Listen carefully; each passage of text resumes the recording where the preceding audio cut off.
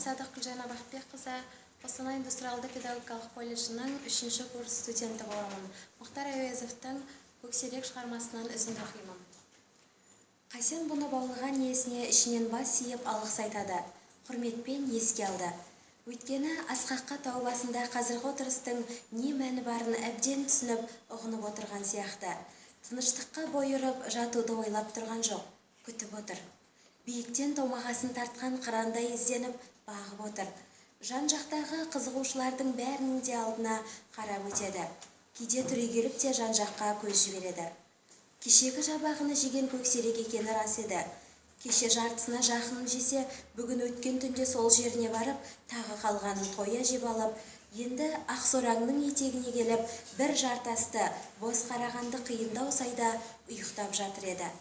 Құлағына алыстан бір сарын естілді. Елсіз тыныштауда таңертеңгі ауа дыбыс атаулының барлығын екілендіріп көтеріп тұрған. Оянып, жүресінен жатып, қарғапты. Сөйткенше сатыр-сұтыр еткен ағаш даусы мен тастақ жерді тасырлатып басқан ат дүрсілі естілді. Түрегеліп, барынша керіліп алды. Екі аяқтарының иісі сезілді. Бүлкектеп жотаға шықты. Сол-ақ екен, арғы беттен құлап келе жатқан екі үлкен қара айғайды салып тап берді. Көксерек жалт беріп, жотаның тасасына түсе сала, сайды жалбылап жоғары қарай салды.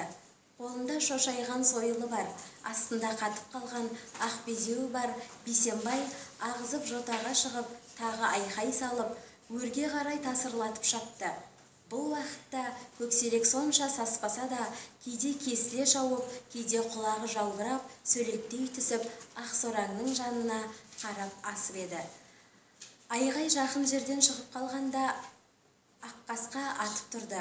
Қасен бұны кендірінен сүйрете барып, атына шапшаң міне сала, айғай шыққан бетке қарай ағызып отырып, сол жақтағы жотаға шықты. Қарсы алдында оқ бойындай жерде сары жотаның дәл үстінде артына бұрылып қарап, тоқтайыншадай бір көк шолақ тұр екен. Жотасы күйдіреген, құйрығы шоп-шолақ, бойы тау басында тайдай көрінді. Ертегінің көкжалы. Жотаға шыға бере аққасқа да көрініп, атылып секіріп кеп кетті. Ақырын ғана айт деп қалып, бәйгі керге Қасен де қамшыны басты.